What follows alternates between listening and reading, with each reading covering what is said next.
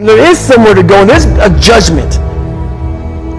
You're going to get there, and you might see a chart, and that chart may tell you who the fuck you should have been. And now you get the rest of your life to think about that. Man, I could have lived a much better life if I just would have just suffered a little bit more. If I just would have went in that and realized I had so much more. But fear and the 40% and living here versus living here, being afraid, stop me. Your biggest enemy, the most important conversation you will ever have in your life is the one you have with yourself. You wake up with it, you walk around with it, you go to bed with it. Eventually, you're going to act on it, whether you're good or bad. You have to. That's why the whole thing about this book I have, it's about you. It is about you.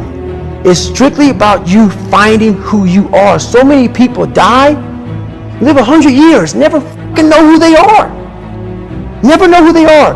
You have to look in that mirror and know there's so much more in here, man.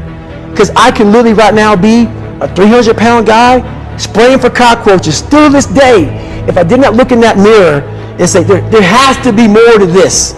This can't be it. And then willing to go into it, dive deep into it, and give all I have to find it. So that's what all that's about.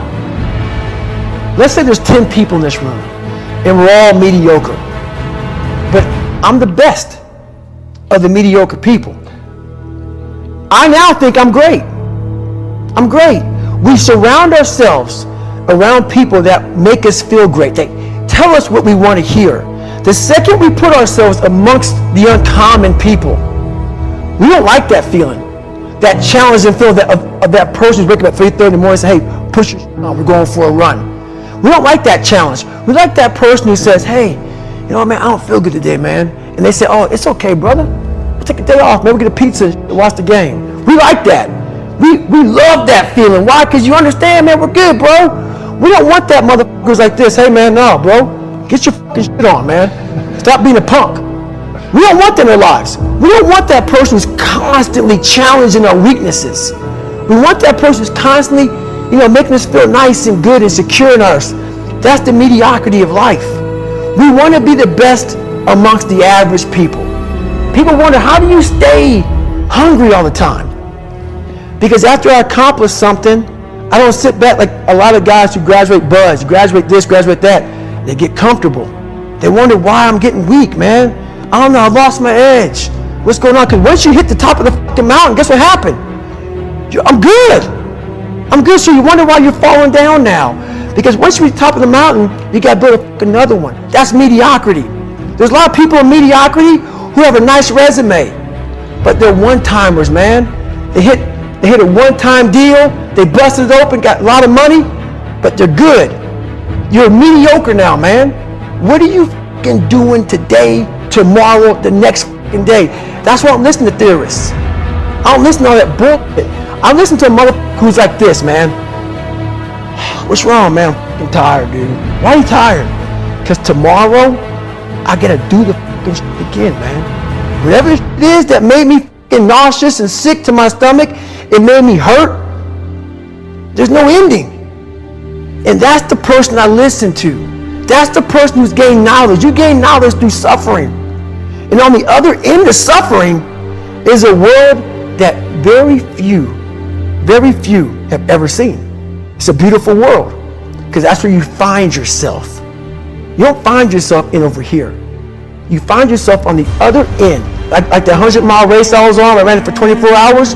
I found myself on the other end of that race.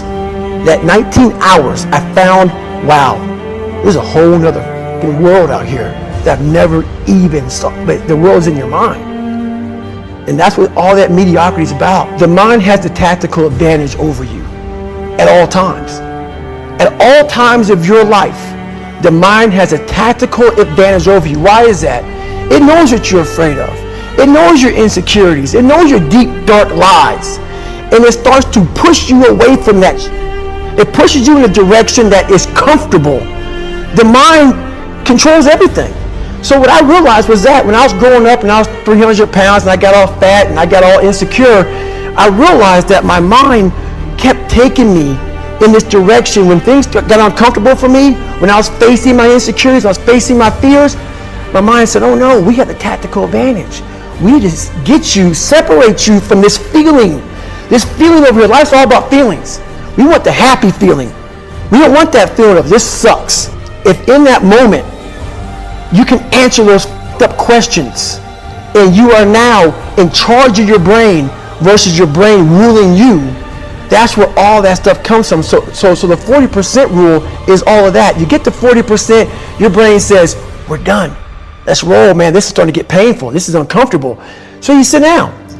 You have to figure out ways, and everybody's different. That's how the book kind of talks about, like we all have these things about, 5 steps to this and 4 steps to this. It's a lot more than that. That's all bullshit. It's a practice that you have to, it's a habit. So if you know that at 40% I'm feeling pain. At 40% I'm feeling pain. That's where the 40% rule kicks in. Now it starts. Okay, I'm feeling pain. My mind's saying all this to me. It's saying get out of here, run, flee. The fight or flight kicks in.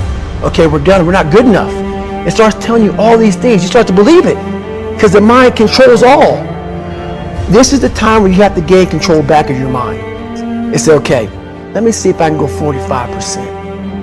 And once you start giving yourself more and more hope and start realizing, okay, the mind starts to be, okay, what are you doing? We're supposed to be going right and you're going left. You start then controlling your mind. Start finding more in yourself. And then it goes from 40% to a lot further than that. But that's the start of it though. Get to the spot where your mind is saying stop. Wherever that is, you gotta get there first. And then that's when that starts to work for you. You gotta control yourself in that moment.